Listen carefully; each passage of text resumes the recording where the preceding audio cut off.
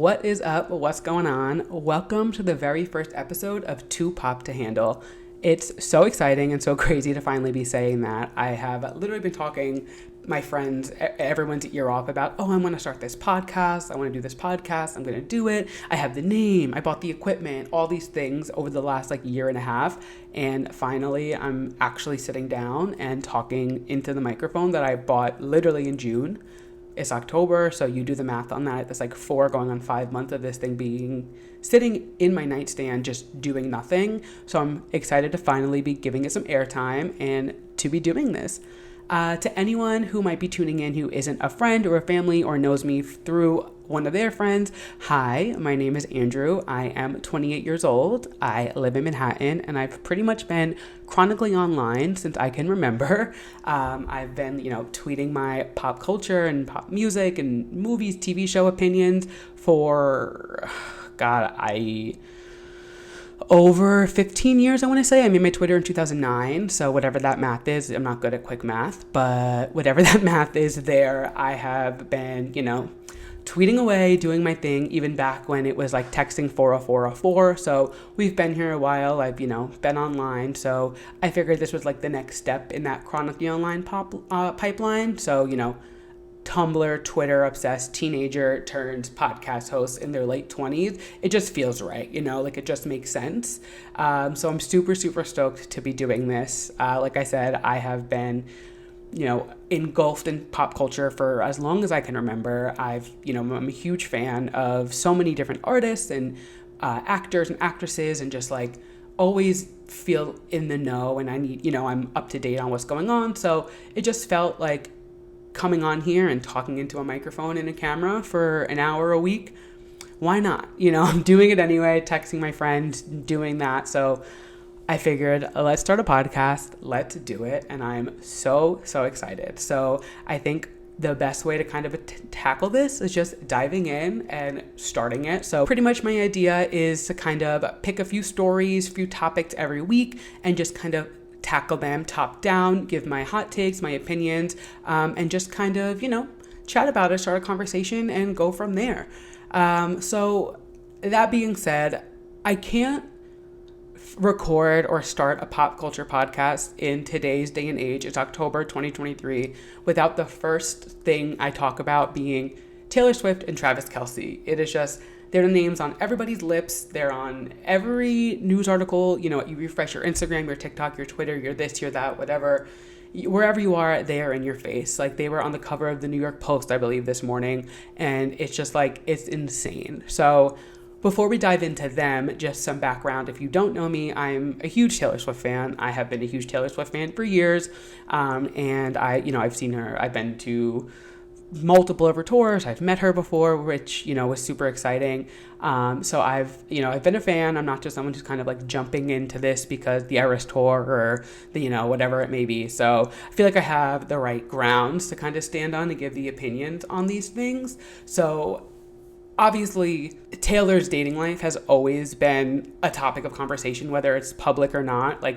Even somehow when she was dating Joe and it was private, I feel it was still are they married? Oh my God, they snuck away. They're secret engaged. But the girl can't have a dating life without somebody, some speculations and news stories and this or that. So that being said, I at first was a little apprehensive. I was I don't want to just be obsessed with this relationship. I don't want to be oh my God, endgame, we love them, they're everything, and people get excited. I understand. So I was definitely a little I took a step back from it, and I was I'm not going to endgame by Taylor Swift this yet. I'm going to just kind of let it ride out, let them have fun, do their thing. And I was all for it. And then the photo of her kissing Travis on the cheek came out, and that was just a full send. I felt I was on a roller coaster. I was sitting there waiting. Everybody else was going around the roller coaster, full speed, flipping around, doing their thing on this Travis and Taylor roller coaster, and I was still waiting for my ride to take off, and it has taken off.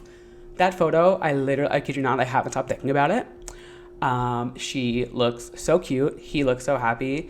And the fact that this all started with a friendship bracelet and a dream is wild to me.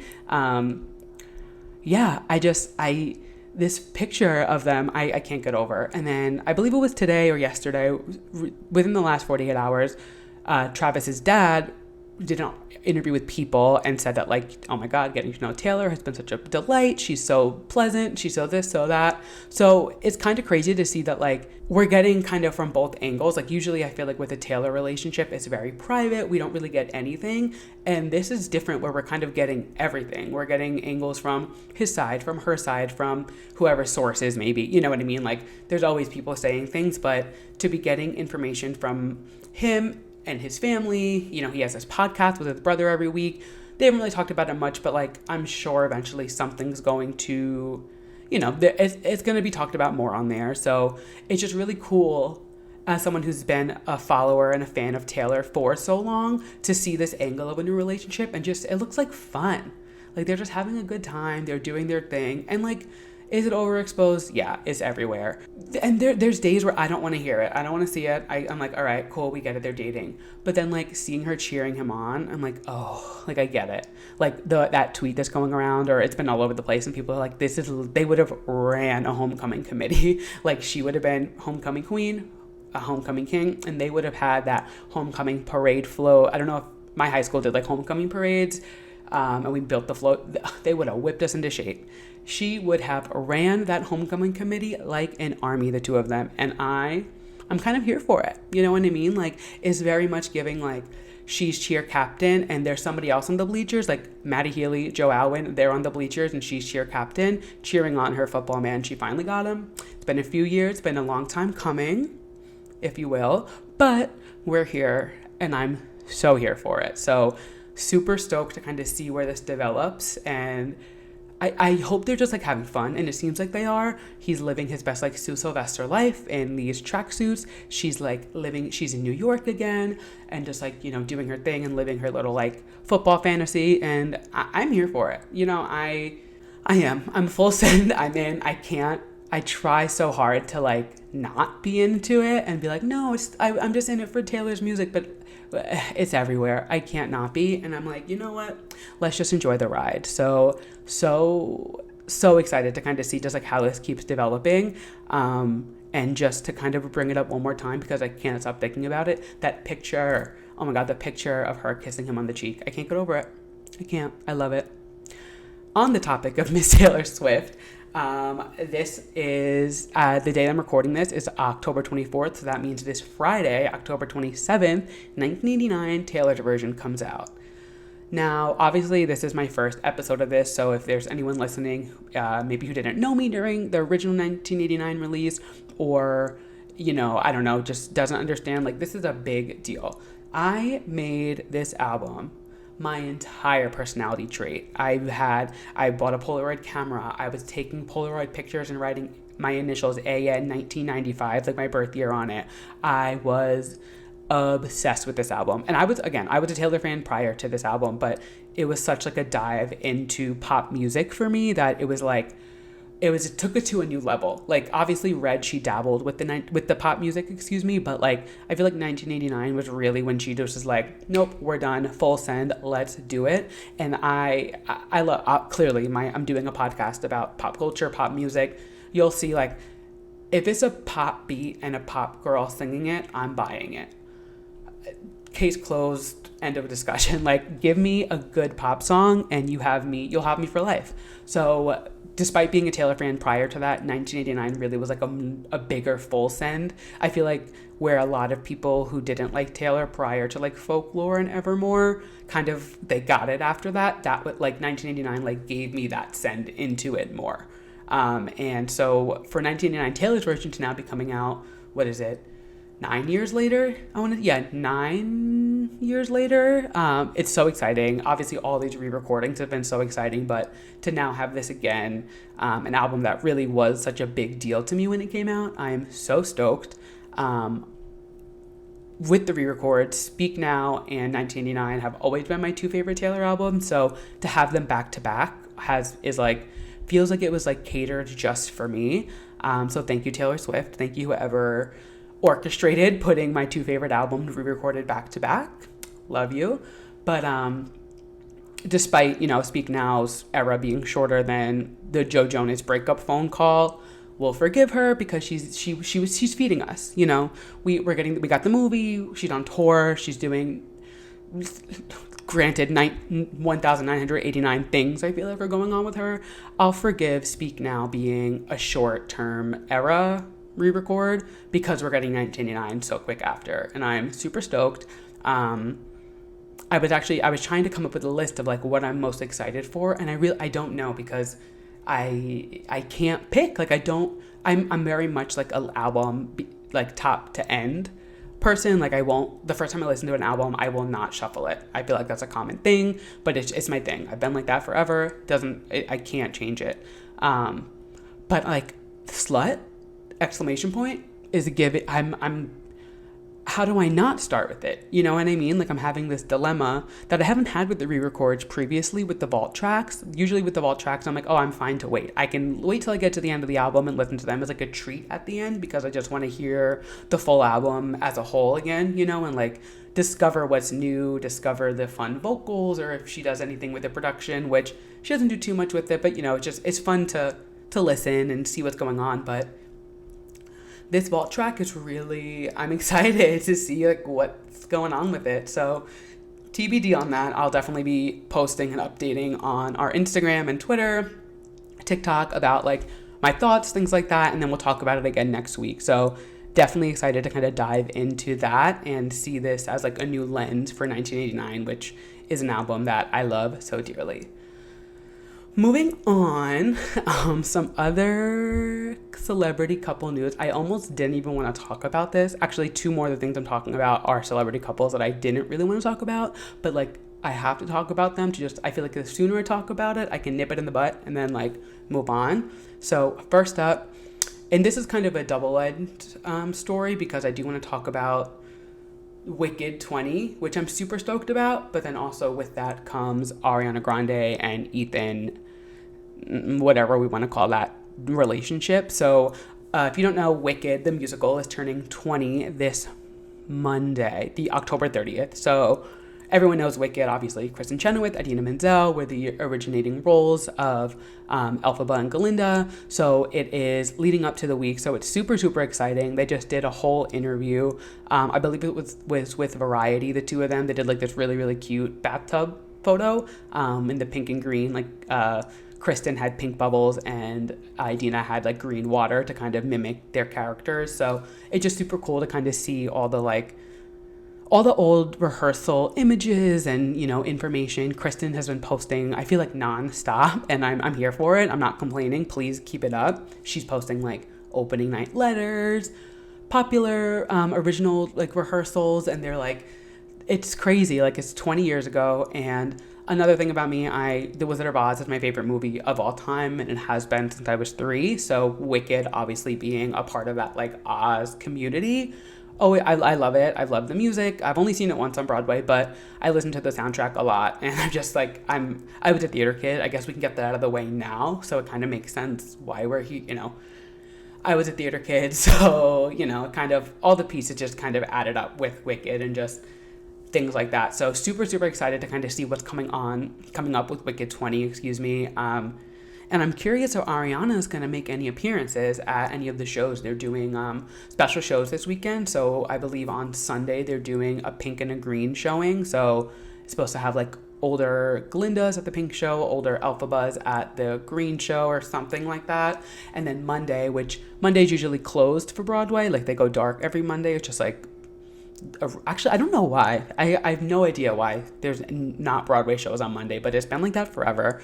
But since Monday is the 20th anniversary, they are doing a special show. So I'm really curious if Ariana, Cynthia, anyone from the cast is going to just show up, whether they're, I doubt performing because obviously it's like the movie, but and not the Broadway adaptation, but I am excited to kind of see what everyone does, and all the content they've been releasing for Wicked 20 has been super exciting. So I'm very excited to kind of see what this weekend brings. And now on to Ariana and Ethan. So they were spotted out at a restaurant in the city this weekend in Manhattan, which is why I'm thinking they're going to be doing something this weekend for Wicked 20 or next week at some point. But they were spotted. They were kind of low key. They had their backs to the camera, like they weren't sitting and a point where you could really see either of their faces. It was more so their backs, but it's so weird. This was, not their first public appearance, but I want to say maybe their first public appearance in New York was that day. Like, not appearance, but first time being seen. People said that they saw them in like Disney World a few weeks ago. It was just the back of their heads, but this time, like, it's clear that it's him. So I don't know. I have mixed feelings. I love Ariana. Like I said, give me a pop music with a pop girl singing and I am sold. And Ariana Grande, I have been sold on that ponytail, the red hair forever. And I am having a hard time parting with it and being like, oh my God, maybe she's not the best. But what is going on? Like, really, like, what is going on? Like, this whole relationship just seems so weird to me, and I want to know more, but I don't want to know more. Like, it feels like a, like, forbidden thing. Like, I shouldn't be talking about it. Like, I feel like I shouldn't mention it. There shouldn't be, like, any buzz about it, but it's just weird. Like, if they're happy, great. Cool. Love that for them. But I just, like, I need to know how did this go down? Like, you guys were on the set of Wicked. It wasn't like they were on the set of 50 Shades of Grey. They're in Munchkin Land, and they're falling in love. Like, what? Like, this, it just doesn't make sense to me. Does not track. I don't know. I want to know. I want to know what went down in the wonderful land of Oz that made Ethan cheat on his wife. I mean, I get it. It's Ariana Grande, but, like, I don't know. It's interesting, and I'm kind of excited to see how it develops, but also I'm, like, looking at it with one eye closed and kind of, like, turning a blind eye. But nonetheless, Ariana, we're ready for the album, so I'm sure there'll be some information on there. So I'm waiting for it. We're all waiting, so we're excited. But yeah, definitely excited to see what's going on with Wicked 20 next week and kind of seeing what's in store. And like I said, there were two couples that I didn't really want to talk about, but I felt like with the current times I had to, and I, more than anything, am tired of hearing about these two, and it is Will Smith and Jada Pinkett Smith. So they, obviously, Jada's memoir came out last week, I believe, and she's been doing press tours and this and that, so it is nonstop. And I think my biggest thing is the fact that, like, all this information is coming out of them not being together and them, they've been separated, I want to say, for 7 years, and she keeps bringing up Tupac, and, like, we all know the whole history behind it, and if you don't, there's, like, she always kind of said that Tupac was, like, her soulmate, but he passed away, obviously, so it's just, like, a lot to really process, and then when you put another celebrity in the image, and then now their kids are celebrities, it's just, to look at it now, look at the last 7 years of them and think, like, oh, they weren't together. Like, they were split, and I mean, the slap, obviously, we're never gonna stop hearing about it. Like, I feel like I'm going to be 85 years old and still hearing new things about when Will Smith slapped Chris Rock, and I was tired of it 3 days after it happened, and I'm exhausted. I am 6 feet under, so tired of hearing about this slap. I wasn't tired about hearing of the two of them. I was fine. I was like, whatever. It is what it is. I'm done. I can't anymore. I can't. And that's my 2 cents. That is all I have to say, because I feel like if I keep doing this podcast and more things come out about them, I'm probably not going to comment on it. So if you're wondering why, here it is. I'm nipping it in the butt. I am 6 feet under with them, and I don't want to hear about it anymore. Now, on a brighter note, Britney Spears' book came out today, The Woman in Me, and I'm not finished with it yet. I think I want to say I'm on, like, chapter 14. I was at work today, obviously, so I listened to it a little bit, but I really want to, like, immerse into it and really listen. So where I'm at right now, she just got hired ended with the Mickey Mouse Club, so she's back home, and she's talking about the car accident that she got into because her mom found out she was smoking. She pulled her hand off the wheel. Again, this might be a spoiler. I don't know. Whatever. She essentially is telling the story about how she started smoking cigarettes. Her mom could smell it on her. After a few months, she pulled her hand off the wheel. They spun around, hit a pole. Nobody was hurt, so on and so forth. Not what I'm talking about. just kind of wanted to bring up to speed like where I'm at in the book, just to give you an idea if anyone else is reading, which I did a poll on my Instagram actually right before I started recording, and everyone who voted in it all said that they were reading it. So love to see that we're all on the right side of history, and love that we're all supporting women. But there's been snippets upon everything coming out the last week or so. So I think the biggest one really is the abortion story with Justin Timberlake, which I don't understand how Justin Timberlake has gotten away with this for so long. I was watching TikTok, I was scrolling, and I saw this thing that was like, Justin Timberlake did the whole thing with Janet Jackson at the Super Bowl. Everyone let it slide. Janet was banned from performing again when he's the one who ripped her titty out. Blah, blah, blah, whatever.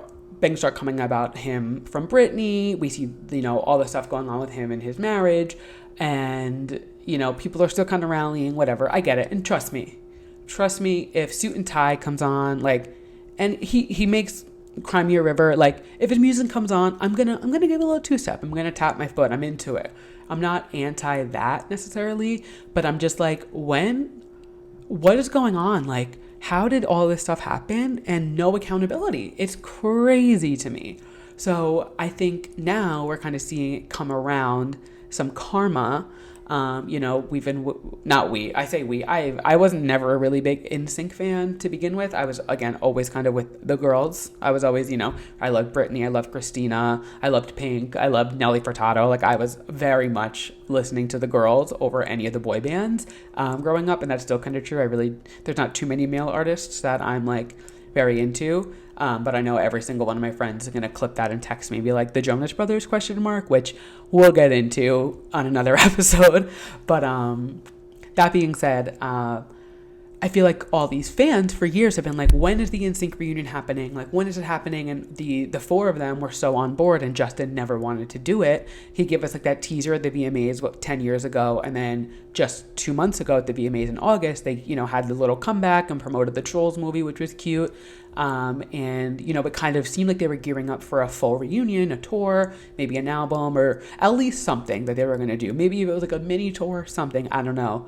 And I feel like it's just gone completely under the rug because he finally bit the bullet and was like, you know what, maybe I should do this NSYNC reunion, and does it. And now all this information with Britney is coming out, and it is not a good time to be Justin Timberlake. And I honestly feel bad for the members of NSYNC, the other four of them, because they were ready to do it. They were everything was going. They recorded the Troll song. They did the VMAs, the whole nine. And now it's just well, actually, we're right back where we started for the past however many years it's been. So karma is Britney's boyfriend. So I guess that's that on that. But I'm super, super excited to be listening to this book and kind of getting Britney's side of the story. I know it's kind of not skewed, but it was, and I could be wrong. So please correct me in the comments, wherever it is. But I believe this is her talking to a therapist and them writing the book from there. That's what I've gotten from what I've seen online. Nonetheless, I'm taking it as Britney's story. They fact check a lot of it. All of it is really, they can't publish a book without it being factual. So I'm sure the stories are all lining up with how things happened. And I think my favorite clip that I read today on Twitter, and again, this is a spoiler, but she makes a comment about growing up with Jamie Lynn was living an Ariana Grande song because she saw it, she liked it, she wanted it, she got it. And it's kind of just adding fuel to the Jamie Lynn Spears is over party. And I'm very much here for that because I can't, I can't get into it. But I'm super excited to kind of keep listening to this book. I will definitely finish it by the next time I record next week. So I'll give my full recap kind of on what I'm thinking and what I thought about it. But so far, so good. It's just kind of about her early life and childhood. So not really too far into her career just yet. She's been on the Mickey Mouse Club where I'm at, like I said, but not farther than that. The last thing I listened to, she was meeting with a producer. So I'm believing we're about to start getting into the Britney that we all knew and loved growing up. So I'm super stoked for that. And I'm kind of just excited to see, and hear the rest of her story from her side, because this is someone who the media has literally narrated her life for forever.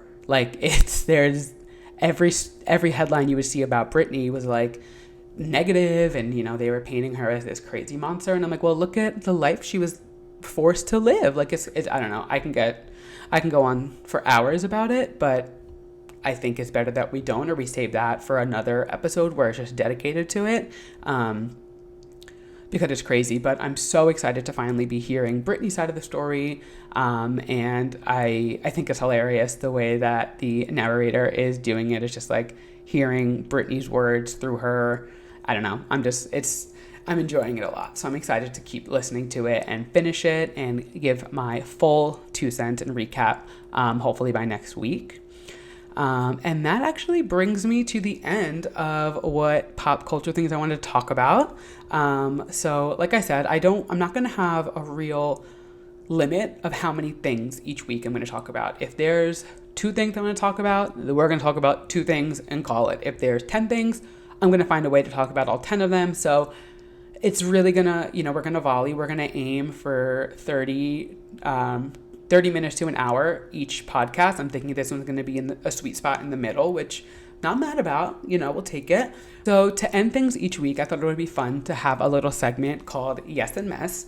And that is pretty much just me giving you my yes of the week, so something I'm loving. And I'm not going to limit it. So it's not going to be, doesn't need to necessarily be a pop culture thing. So it could be, it might be a movie or a song or something that I'm loving, but it could also be like a place that I went to, or, a book I'm reading, or, it could be really anything that I'm just like loving from this week. And then on the flip side, a mess is going to be, the opposite, something I'm not loving so much, something that's just like rubbing me the wrong way. And my goal is to keep my yes and mess for the week separate from my stories, but if they overlap, they overlap.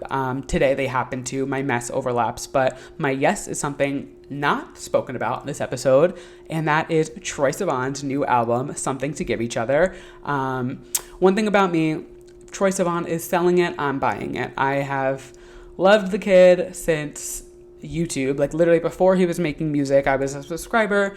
I remember like his coming out video was like a big deal for me because I wasn't out yet, so like that was my thing. I was like, oh my god, Troye came out, like it was a big deal for me, and kind of just been supporting him since then. And truly, I feel like all of his albums have really been like solid pieces of work. I can't really think of like one that I dislike more than the other, but this new one, Something to Give Each Other, that just came out, it is so good. I am obsessed.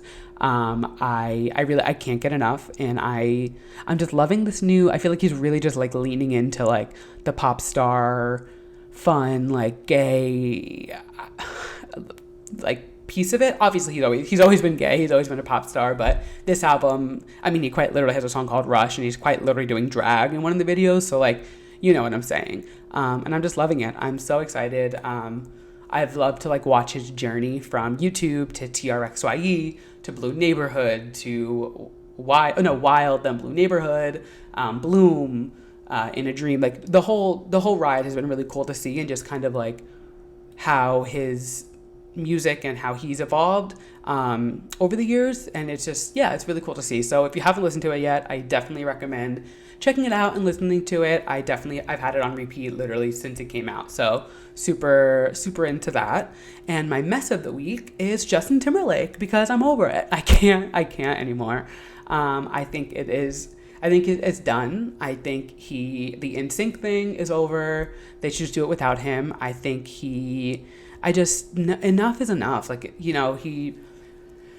we've been following him forever. He was a 90s heartthrob. He did the whole thing, the boy band, did this and that. But I'm just like, I'm done. I think this Britney book needs to be the final straw. And I think, if they do end up doing an NSYNC reunion, I'm definitely going to look at it a little cockeyed, because I'm like, after all of that just came out, like, we're still doing this. And I get it. Like, people are going to support him. People are going to support NSYNC. I get it. I understand. Trust me. It's the nostalgia. It's exciting. And if you are just a Justin Timberlake fan, that's fine. That's your prerogative, not mine. Do your thing. Personally, I'm done. I can't. He's up there. He's with Will and Jada. I think I just don't want to hear about him anymore. Everything has been negative, and I'm over it. I'm done. Sorry. I'm sorry, Justin. I hope the other 4 members of NSYNC do their thing. I hope, this whole Britney book really brings a light to people being like, wow, like, just because I loved somebody before they were exposed for being a bad person or XYZ doesn't mean I have to continue. I don't know. I'm over it. I feel like, again, with him, we hear all these news stories come out, nothing comes of it. I feel like this abortion one really put like a nail in the coffin for me. He was already kind of in it. Like it was teetering. It was like an open casket viewing, and now it's closed and it's, nail in the coffin. It's under. I'm done. Yeah, and that's my mess. So as I said, this was my first episode, and if you are watching this on YouTube, I am smiling from ear to ear, headphone to headphone. This was so much fun, and it's just exciting to finally be doing this. That being said, we are a video podcast, so we do have videos for each episode, and our YouTube is just Too Pop to Handle, as well as all of our socials. So follow us on TikTok, Twitter, Instagram, really all socials. We got lucky. We are just at Too Pop to Handle, spelled the same way everywhere. So you can find us really easily. Shoot me a DM, shoot me a comment. Like, let's talk about your mess of the week. Let's talk about your yes of the week. Tell me what you thought about my stories or the podcast, things like that. I want to hear it. I want this to be fun, conversational. And be sure to subscribe and follow us wherever you get your podcasts. Let's be optimistic. Give me a 5-star review if you're feeling generous. I know we're, only the first episode, so it's hard to give a rating, but it would really mean a lot, even just a review. And yeah, I'm excited to kind of keep this going. We're aiming for every Wednesday a new episode. If anything changes, I'll put a story up or something to let you guys know. But thank you so much for listening to the first episode. I hope you loved it, and I can't wait to talk to you guys soon.